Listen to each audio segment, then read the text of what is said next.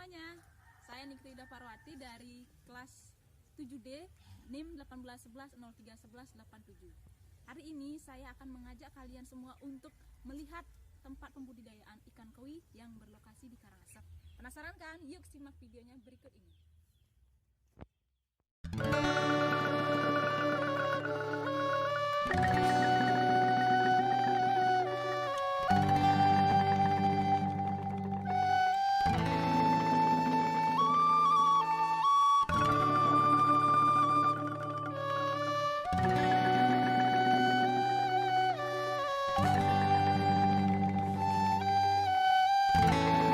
Hobi memelihara ikan hias memang telah lama merebak di kalangan masyarakat. Terlebih lagi, keragaman ikan hias sangatlah banyak. Bahkan menurut pecinta ikan hias, memelihara ikan bisa dipercaya dapat mengurangi stres pada manusia. Tak sebatas itu, ikan hias pun kini mulai berkembang menjadi sebuah peluang usaha yang memiliki potensi besar jika dikembangkan secara serius. Seperti halnya di Kabupaten Karangasem, di mana ada seorang pembudidaya ikan koi yang bernama Bapak Komang Baktiase. Pelaku bisnis ikan koi yang kerap disapa Pak Komang ini merintis peternakan koi yang diberi nama Gede Koi, yang artinya ikan koi besar. Pada awalnya, bisnis ini memanfaatkan 3 kolam kecil yang berfokus pada pembesaran benih. Kemudian seiring berjalannya waktu, hasil panen yang didapat cukup menjanjikan. Dari situlah Pak Komang mulai memberanikan diri untuk memperluas area pembudidayaan dengan mencari lahan di areal persawahan miliknya. Tingginya minat terhadap ikan hias ini tak ayal membuat pembudidaya ikan dan pemasar semakin banyak yang mengusahakan ikan hias sebagai komoditas andalan sehingga berpotensi meningkatkan ekonomi nasional. Tak hanya itu, ikan hias juga dibudidayakan di Indonesia berpotensi untuk ekspor. Nah, salah satunya jenis ikan hias yang kini sedang tren dibudidayakan dan berpotensi melenggang di pasar mancanegara adalah ikan koi.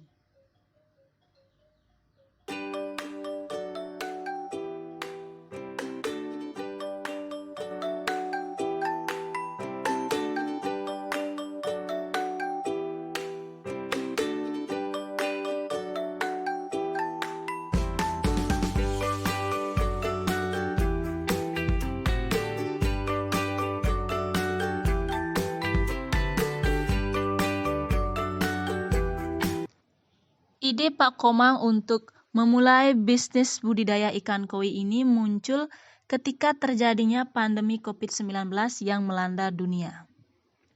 Ia pun tak kehabisan akal untuk dapat memenuhi kebutuhan keluarganya.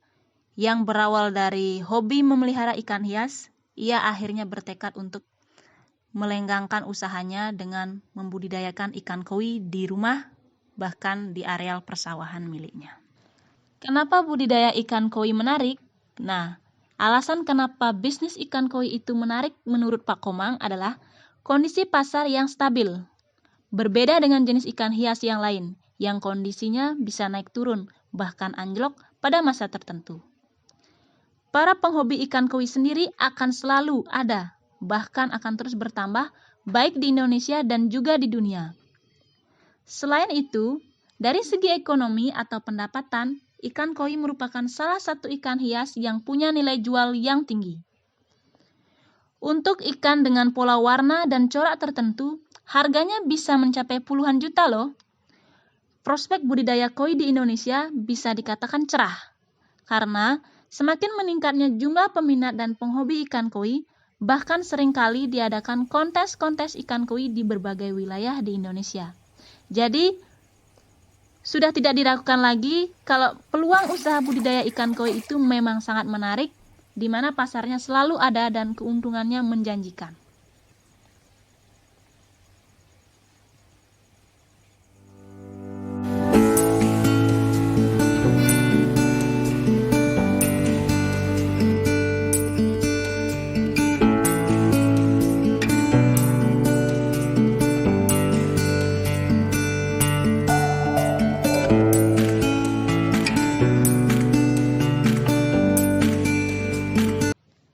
Pada mulanya, Pak Komang merupakan penghobi ikan koi yang gemar memelihara beberapa jenis di rumahnya.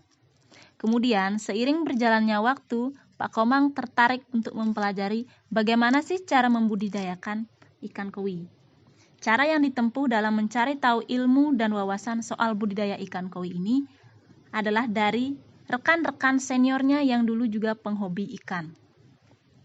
Sambil berguru, Pak Komang memberanikan diri untuk memulai budidaya ikan hias yang satu ini dengan 3 kolam kecil. Dari kolam tersebut, Pak Komang belajar cara bagaimana pembesaran benih dan ternyata hal yang dilakukannya berhasil. Pak Komang bisa panen dari benih koi yang sudah dibesarkan dan bisa dipasarkan. Kemudian, Pak Komang memberanikan diri untuk mencari lahan yang lebih luas di areal persawahan miliknya yang sekarang menjalankan bisnisnya dengan cukup banyak kolam yang dimiliki.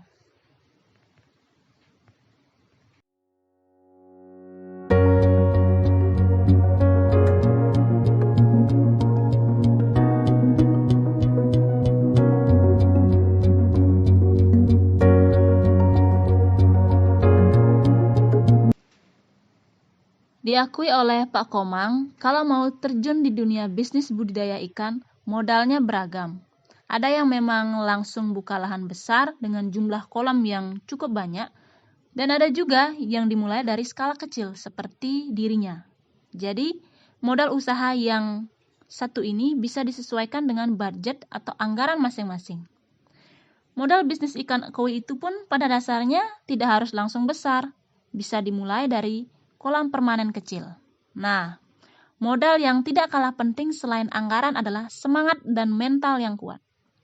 Tidak ada bisnis yang langsung lancar, pasti harus belajar dulu bertahap dan berproses. Pada saat mulai, nanti benih itu tidak harus punya indukan. Belajar dulu tebar benih, kalau ditekuni hasilnya juga akan mengikuti. Jadi pada intinya, sebuah usaha itu akan berhasil tidak hanya dari faktor modal, namun juga bagaimana semangat seorang pengusaha itu dalam mengembangkan bisnisnya. Dalam menjalankan sebuah usaha budidaya ikan jenis apapun, pasti tantangannya adalah hama. Baik itu hama air seperti parasit, atau hama darat seperti berang-berang, biawak, ataupun ular. Selain itu, sejauh pengalaman Pak Komang, tantangan bisnis lainnya adalah perihal indukan ikan koi. Proses untuk mempersiapkan indukan cukup panjang, kurang lebih minimal 2 tahun sampai calon indukan benar-benar siap untuk dipijahkan. Sementara kalau beli indukan koi siap kawin, itu harganya bisa sampai jutaan. Pak Komang menyarankan, untuk pemula yang tertarik budidaya ikan koi, sebaiknya dimulai dari yang kecil dengan fokus pembesaran benih baru ke indukan.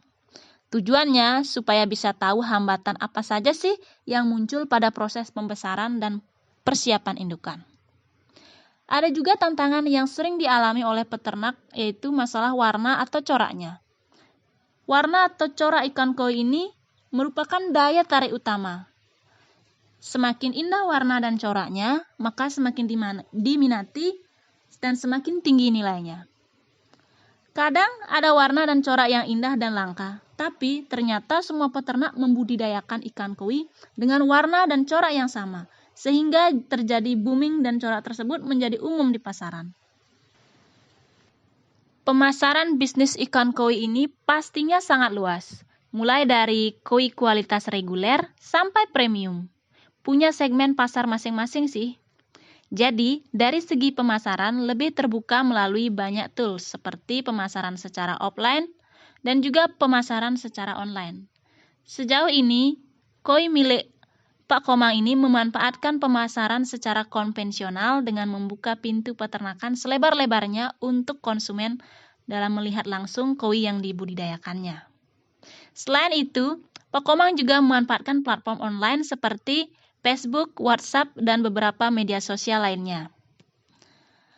Ada satu strategi unik yang Pak Komang terapkan dalam pemasaran online melalui WhatsApp, yaitu dengan lelang koi di grup penghobi ikan koi. Sejauh ini dalam kurun waktu kurang lebih 8 bulan, koi milik Pak Komang ini mampu menghasilkan ratusan benih koi yang jenisnya beragam. Kalau dari segi harga di pasaran, murah atau mahalnya ikan koi itu ditentukan oleh beberapa hal, seperti warna ikan, pola warna, dan struktur tubuh ikan itu sendiri. Ikan koi dengan ukuran besar tidak menjamin harga jualnya di pasaran akan tinggi, karena belum tentu dari segi corak warna, pola, dan struktur tubuhnya dinilai indah atau menarik. Bisa saja ikan koi dengan ukuran yang kecil harganya justru bisa lebih mahal dibandingkan ikan yang ukurannya besar.